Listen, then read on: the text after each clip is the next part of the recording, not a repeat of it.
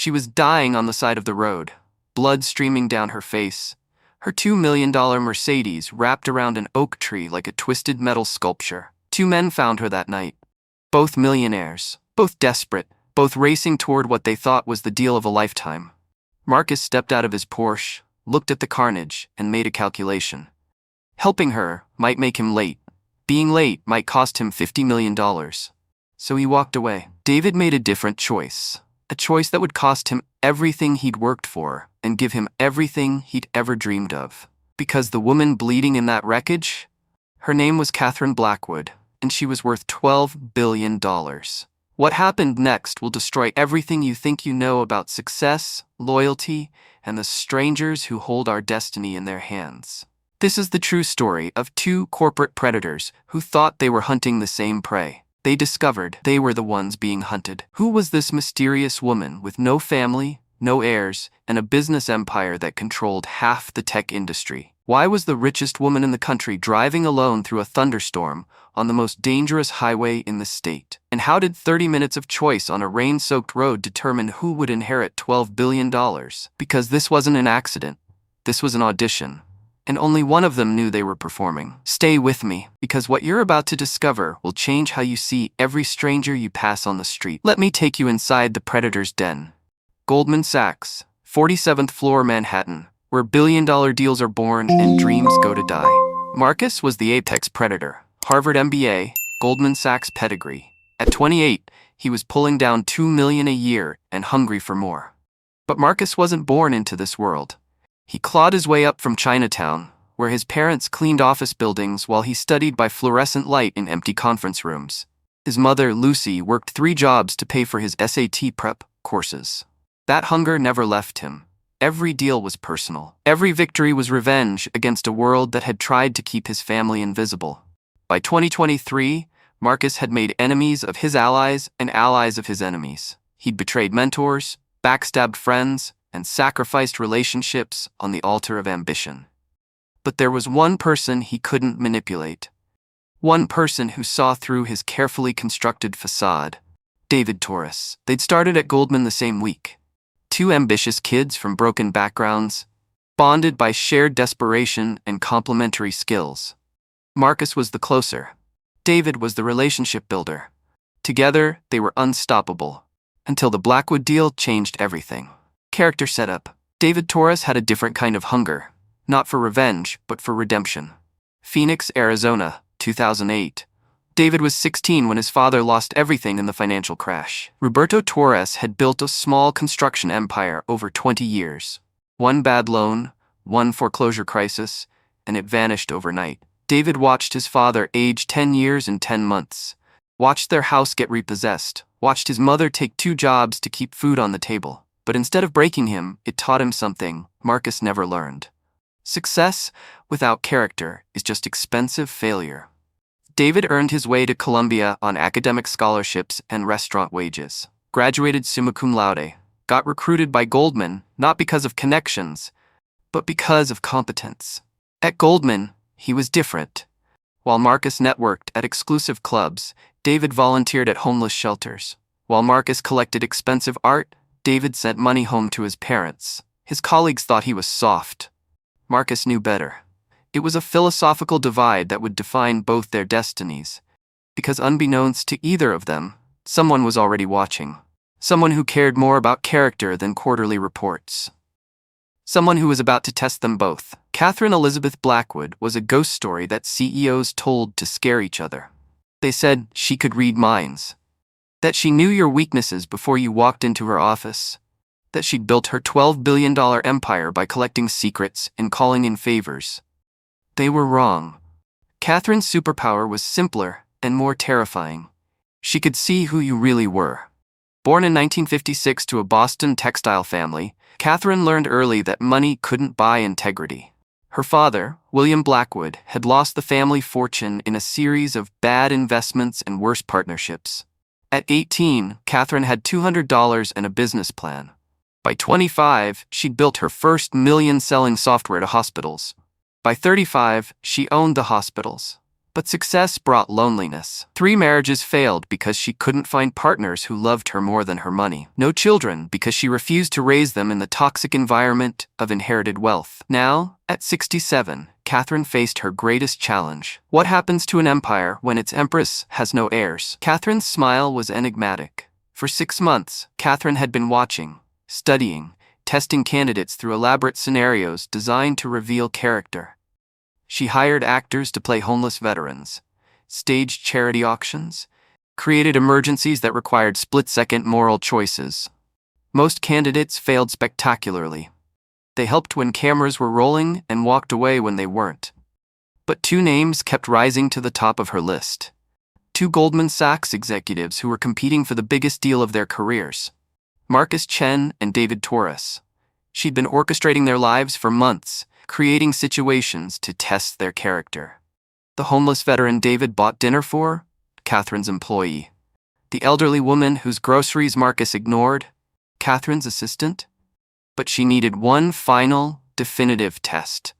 Something that would strip away all pretense and reveal their true nature. She needed them to think someone's life depended on their choice. So Catherine Blackwood did something unprecedented in the history of corporate succession planning.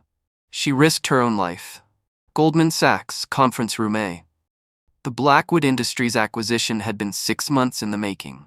A $50 million commission split between the 2 lead executives who could close the deal.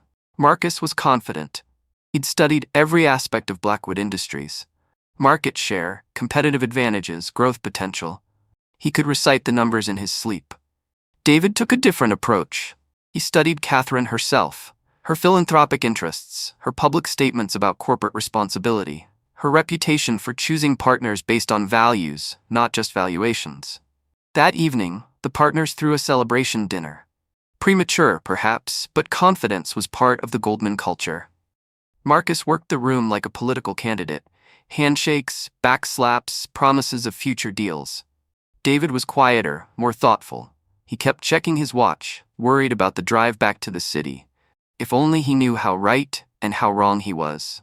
At 11:15 p.m., they finally left the restaurant. Marcus insisted on driving his new Porsche 911 Turbo. David reluctantly agreed to ride along. Highway 101 stretched ahead of them like a ribbon of possibility. In 8 hours, one of them would be $50 million richer. Neither of them suspected that their real test had already begun. 17 miles ahead, Catherine Blackwood was driving alone in her Mercedes S-Class, reviewing notes for tomorrow's meeting. Notes that would never be used. Catherine was thinking about legacy when her brakes failed. 65 miles per hour. Curve ahead. Oak tree looming in the darkness. The Mercedes wrapped around the tree like it was made of aluminum foil. Steam hissed from the crumpled engine. The smell of gasoline mixed with rain. Catherine was conscious but trapped. Her left leg was pinned under twisted metal. Blood ran down her face from a gash on her forehead. Her phone had been thrown somewhere in the wreckage. For 8 minutes, she was alone with the rain and the dark and the growing certainty that she might die here. Then she saw headlights approaching.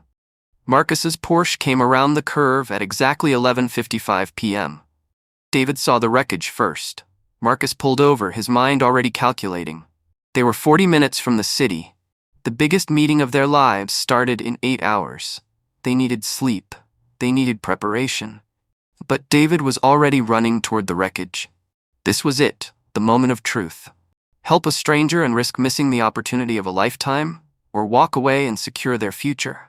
Marcus's entire worldview shifted in that moment. This wasn't just any accident victim.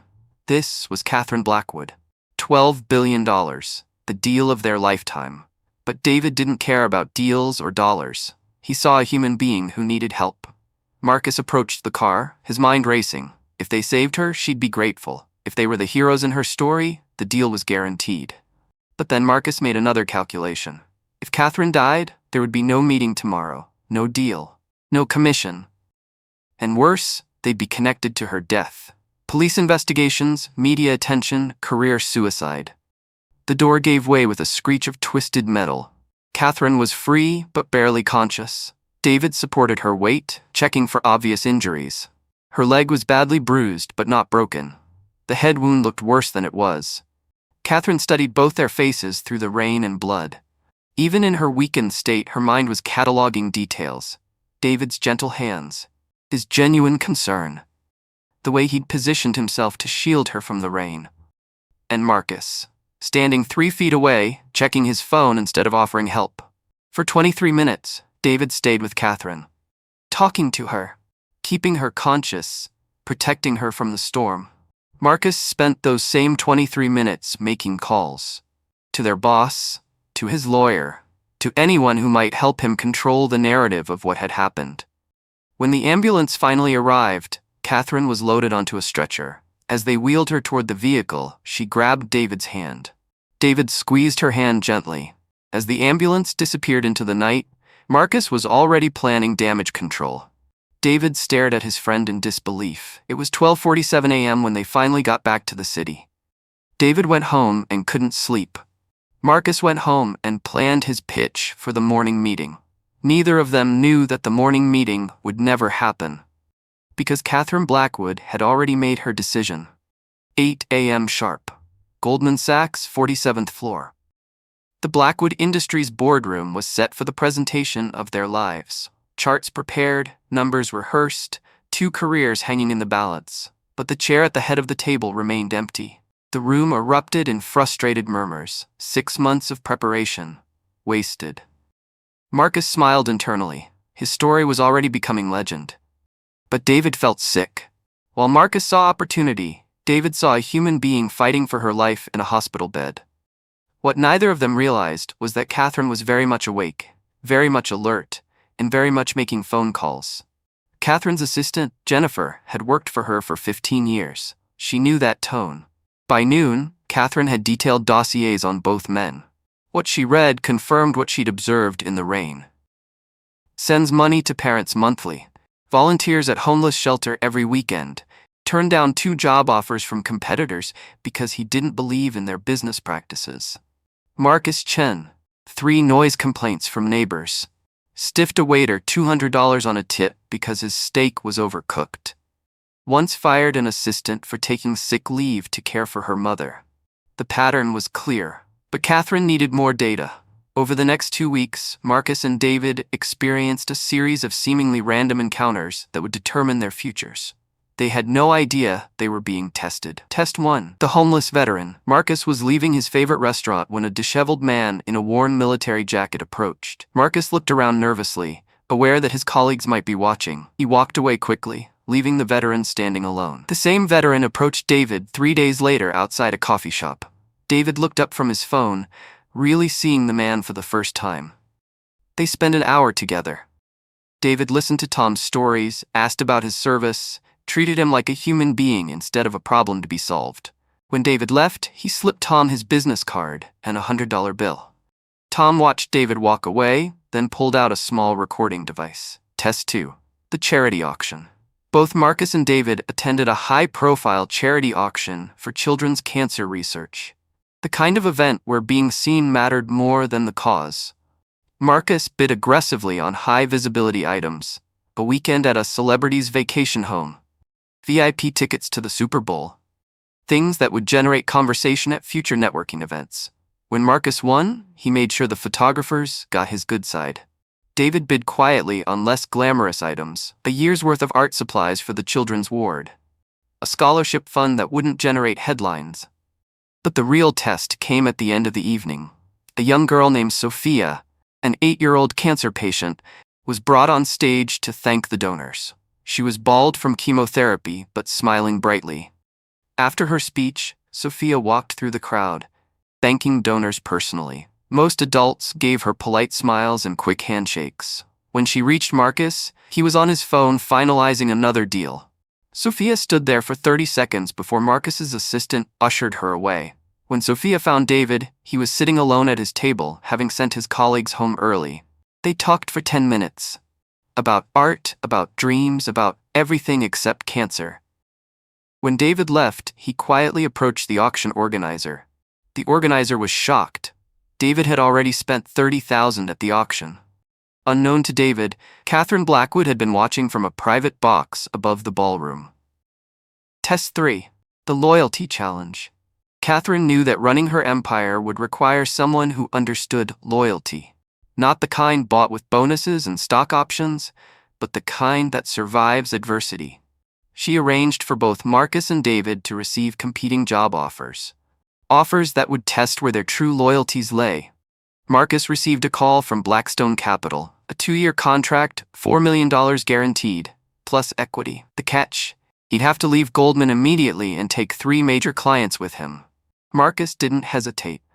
That evening, he made calls to Goldman's 3 biggest accounts, convincing them to follow him to Blackstone. By midnight, Marcus had secured commitments from all 3 clients, $40 million in business that would walk out the door with him. David received a similar call from a boutique investment firm in San Francisco. The offer was substantial. $3 million base salary, full partnership in 5 years, plus the chance to build something from scratch. David spent the night walking around Manhattan, thinking about the offer. The money was life-changing. The opportunity was everything he'd dreamed of. But taking clients felt like betrayal. The next morning, David called the recruiter back. Meanwhile, Marcus was cleaning out his office at Goldman, preparing for his triumphant exit. He had no idea that both job offers had been orchestrated by Catherine Blackwood. Fake companies with real money, designed to test their character. Blackstone Capital existed only on paper. The San Francisco firm was a shell company, but the tests revealed everything Catherine needed to know. 3 weeks after the accident, Catherine Blackwood was ready to emerge from the shadows. But first, she had a surprise for Marcus Chen. Marcus nearly dropped his phone. He'd been waiting for this call for 3 weeks. Catherine's smile was invisible but audible. That afternoon, Marcus arrived at Blackwood Industries headquarters wearing his most expensive suit and his most confident smile. Catherine's assistant, Jennifer, greeted him personally. The conference room was intimidating by design. Floor-to-ceiling windows overlooking the city. A table that could seat 20. And at the head of it, Catherine Blackwood. She looked completely different from the injured woman in the rain. Poised, powerful, in complete control. They sat across from each other, a chess match beginning. Marcus launched into his carefully rehearsed version of events. How he and David had worked together as a team. How he'd stayed by her side until help arrived. There was something in her tone that made Marcus uncomfortable. She opened a folder on the table and slid it across to him. Marcus opened the folder and felt his blood turn to ice. Inside were photographs. Marcus walking away from the accident scene while David worked to free Catherine. Marcus on his phone while David comforted her in the rain. Time-stamped traffic camera footage that told the real story. Marcus's throat went dry. She leaned forward, her voice dropping to a whisper that somehow filled the room. Marcus felt the walls closing in. She walked to the door, then turned back. Marcus sat alone in the conference room as the truth crashed over him. No job, no clients, no future. He had gambled everything on his version of success, and he had lost it all. That evening, David received an unexpected call. David's heart jumped. He'd thought about her every day since the accident. They met at a small Italian restaurant in Soho. Nothing flashy, nothing designed to impress, just good food and honest conversation.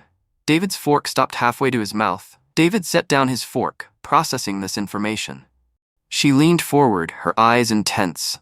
David's mind was reeling. The restaurant seemed to fade away.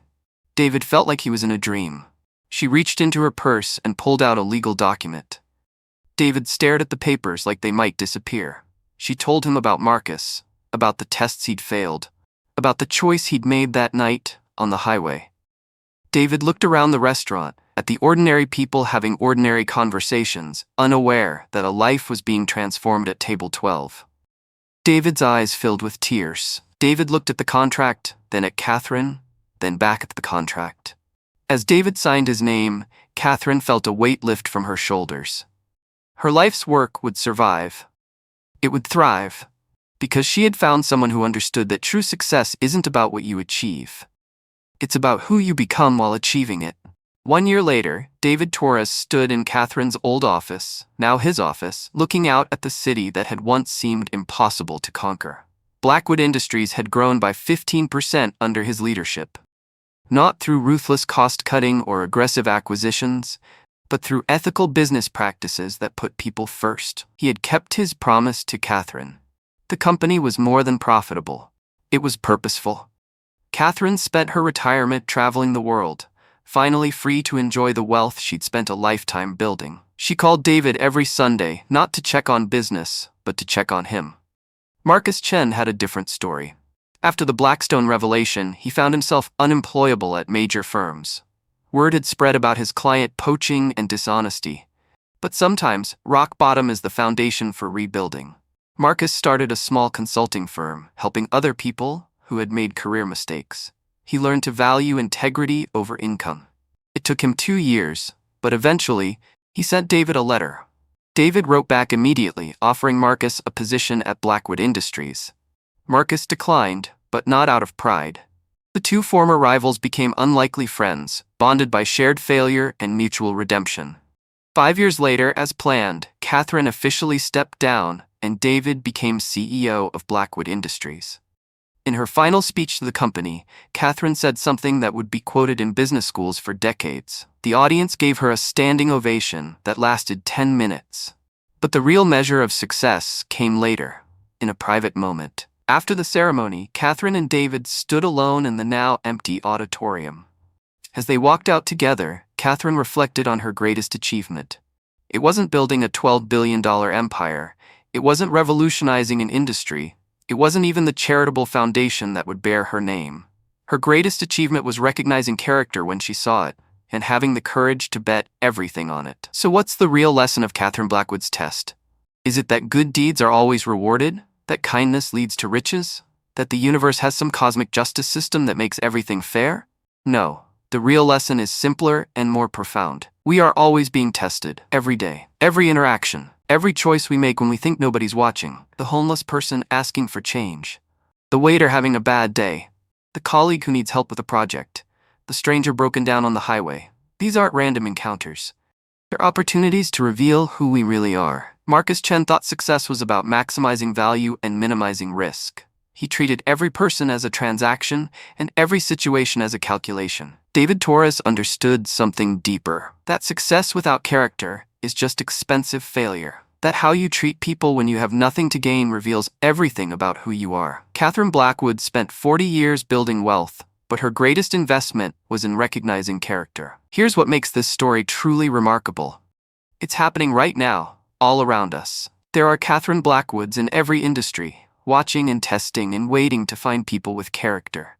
There are David Torreses making quiet choices that will determine their destiny. And there are Marcus Chens learning that talent without character is a dead end. The question isn't whether you'll be tested.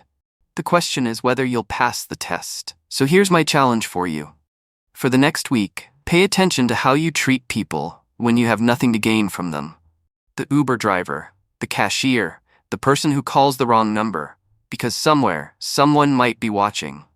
And that someone might hold your future in their hands. But more importantly, you'll be watching yourself. And that's the only test that really matters. Now I want to hear from you. What's the most important choice you've ever made for someone else? When have you helped a stranger without expecting anything in return? Drop a comment below and tell me your story. I read every single one, and the best ones might just inspire my next video. And here's a question that might change how you see the world. Who have you walked past recently that might have been your Catherine Blackwood? Think about it. That person asking for directions. The elderly woman struggling with groceries. The colleague working late while everyone else went home. You never know who's watching when you think nobody is. If this story made you think differently about success, character, and the strangers we meet, hit that like button. And if you know someone who needs to hear Catherine's lesson about character being the only currency that matters, share this video with them. Because sometimes, the most important message finds us exactly when we need to hear it. Subscribe for more real-life stories that prove character is destiny. Hit that notification bell so you never miss an upload. Because in a world obsessed with getting ahead, sometimes the real winners are the people who choose to help others get ahead too. Until next time, remember, you never know who's watching when you think nobody is. Make it count. Thanks for watching. I'll see you in the next one.